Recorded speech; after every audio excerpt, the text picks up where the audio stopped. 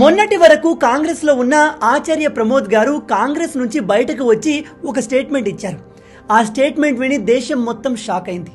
Even Congress ని support చేసే నాయకులు, కార్యకర్తలు కూడా ఈ విషయం విని షాక్ అయ్యారు. రాహుల్ గాంధీ గారు రీసెంట్ గా వాళ్ళ ఇంటర్నల్ టీంతో ఒక మీటింగ్ ఏర్పాటు చేశారు. అందులో ఆయన చెప్పింది ఏమిటంటే, ఒక సూపర్ కమిషన్ ఏర్పాటు చేసి సుప్రీంకోర్టు రామ మందిరం విషయంలో ఇచ్చిన తీర్పుని వెనక్కి తీసుకునేలా చేస్తాము అని. राहुल गांधी जी ने अपने नजदीकी लोगों की एक बैठक में अमेरिका के रहने वाले अपने एक शुभचिंतक के कहने पर, इशारे पर, सलाह पर यह बात कही थी कि अगर हमारी सरकार बनती है तो हम सुपर पावर कमीशन बना करके राम मंदिर के फैसले को पलट दें. రామ మందిరం అయితే కట్టేశారు. మరి దాన్ని వీళ్ళు కూలగొట్టే ప్రయత్నం చేస్తున్నారా ఏంటి అనేది మనకు తెలియదు. కాకపోతే వీళ్ళు సుప్రీంకోర్టు ఇచ్చిన రామ మందిరం తీర్పుని మాత్రం యాక్సెప్ట్ చేయట్లేదు. ఈ విషయం మనకు క్లియర్ గా అర్థమవుతుంది. మీ అందరికీ తెలిసే ఉంటుంది, రామ మందిరం ప్రాణ ప్రతిష్ఠ సమయంలో కాంగ్రెస్ లోని నాయకులందరికీ ఇన్విటేషన్ వెళ్ళింది. కానీ ఆ పార్టీలోని నాయకులంతా ఈ ఇన్విటేషన్ రిజెక్ట్ చేశారు. ఎవ్వరు కూడా ఆ ప్రాణ ప్రతిష్ఠ ఈవెంట్ కి రాలేదు. అయితే ఆ సమయంలో కాంగ్రెస్ లో ఉన్న ఈ ఆచార్య ప్రమోద్ గారు కాంగ్రెస్ పార్టీకి వ్యతిరేకంగా ఒక స్టేట్మెంట్ ఇచ్చారు. అదేమిటంటే, మీరు బీజేపీతో ఫైట్ చేయండి, మీ శత్రువు బీజేపీ, కానీ రాముడితో ఏంటి గొడవ? రామ మందిర ఇన్విటేషన్ ని కాంగ్రెస్ నాయకులు రిజెక్ట్ చేయడం కరెక్ట్ కాదు అని చెప్పారు. అంతేకాదు, మన అపోజిషన్ తో మనం పోరాడుతున్నాం, అంతేకాని దేవుడితో ఏంటి గొడవ? అది కూడా మన దేశంలోని అత్యంత ఆరాధ్య దైవమైన రాముడితో ఏంటి వైరం అని. ఇతను కాంగ్రెస్ పార్టీ హిందువులకు వ్యతిరేకంగా స్టేట్మెంట్లు ఇవ్వడం, హిందూ దేవుళ్లకు వ్యతిరేకంగా మాట్లాడడం చూసి ఆ పార్టీని వదిలి బయటకు వచ్చేశారు. కేవలం ఈయన మాత్రమే కాదు, ఇతనితో పాటు కాంగ్రెస్ లో ఉన్న పెద్ద పెద్ద లీడర్లు బయటకు వచ్చేశారు. వారందరూ చెప్పే కారణం కూడా ఇదే, కాంగ్రెస్ పార్టీ యాంటీ హిందూగా మారుతుంది, రాముడు అంటే వాళ్ళకు అస్సలు ఇష్టం లేదు అని.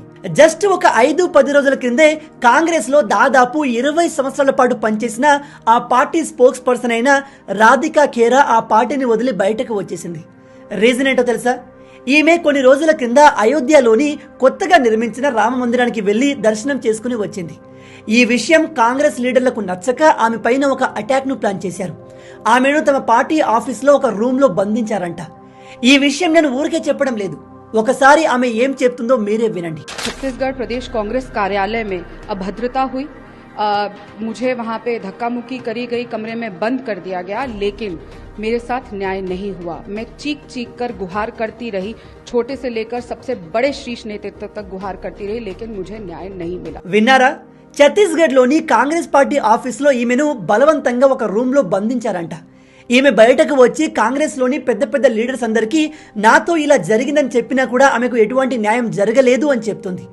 అందుకే ఈమె కాంగ్రెస్ పార్టీ వదిలి బయటకు వచ్చేసింది.